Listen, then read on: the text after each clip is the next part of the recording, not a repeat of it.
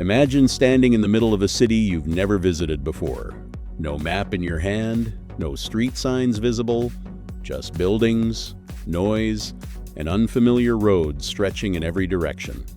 You pull out your phone, open a Maps app, and within seconds it knows not just the city, not just the neighborhood, the exact block. Sometimes even which side of the street you're standing on. How does a device that fits in your pocket figure out where it is, anywhere on Earth, in under a minute? This isn't just a story about GPS. It's about the invisible web of signals, satellites, and silent calculations happening around you every single second, most of which you've never noticed. Start with the sky. Right now, orbiting roughly 20,000 kilometers above the Earth, there are over 30 satellites moving in precise, calculated paths. They're not doing much that's visible, they're just transmitting a signal. A simple pulse, sent constantly, that contains two pieces of information: who they are and what time it is. That's it, just identity and time. Your phone receives those signals, and this is where something quietly remarkable happens.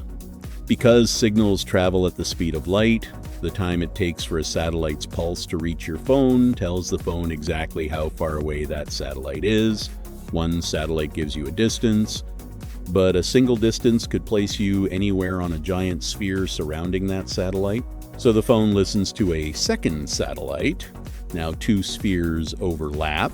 The possible locations narrow to a circle, then a third satellite. The circle collapses to 2 points, usually one in space, one on Earth. Simple logic eliminates the one floating in orbit.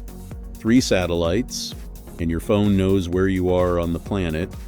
A 4th satellite corrects for tiny timing errors and locks in your altitude. This system is called GPS Global Positioning System, and it was originally built for the military.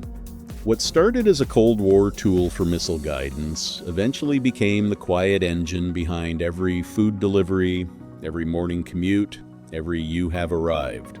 But here's where it gets interesting. GPS alone isn't actually that fast.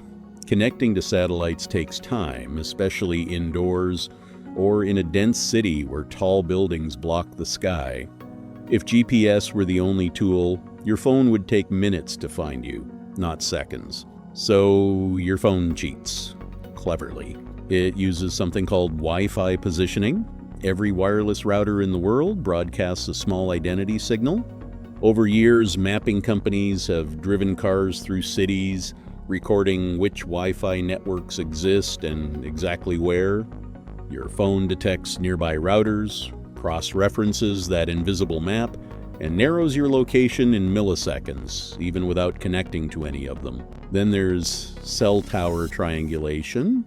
Mobile networks know which towers your phone is connecting to, and from the signal strength of 2 or 3 towers, they can estimate your position within a few hundred meters. None of these systems are perfect alone, but combined, they create something layered and resilient. GPS handles precision outdoors. Wi-Fi handles speed and indoor accuracy. Cell towers handle the gaps. Your phone is running all 3 simultaneously, weighting each source based on confidence, then merging them into a single, clean result. It's less like a compass and more like a conversation, your phone constantly asking its environment times, "Where am I?" and listening to every answer at once. There's one more layer worth knowing about. Inside your phone is a sensor called an accelerometer and another called a gyroscope.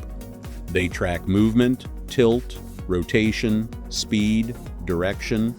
When GPS signal weakens in a tunnel or underground garage, these sensors take over.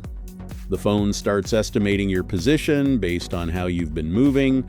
It's called dead reckoning, and it's the same technique sailors used before modern navigation existed. Ancient method, modern application.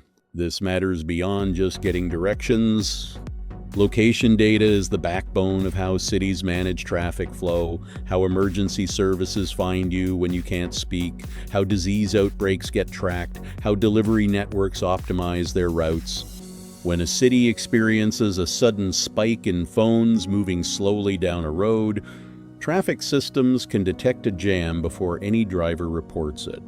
Your phone's location, aggregated silently with millions of others, becomes a kind of collective awareness that no single human could maintain. Which raises a quieter question worth sitting with. If your location is this knowable, this precise, and this constantly updated, who else is listening to the conversation? That's a question worth exploring on its own. The next time you open a Maps app and watch that blue dot settle onto your exact position, pause for just a second. Somewhere above you, satellites are whispering the time. Around you, routers are broadcasting their identities, towers are measuring signal strength, and your phone is weaving all of it together silently in the background, faster than a single thought. You didn't move. The world told your phone where you were. If this changed how you think about the technology in your pocket, consider sharing it with someone who takes that blue dot for granted.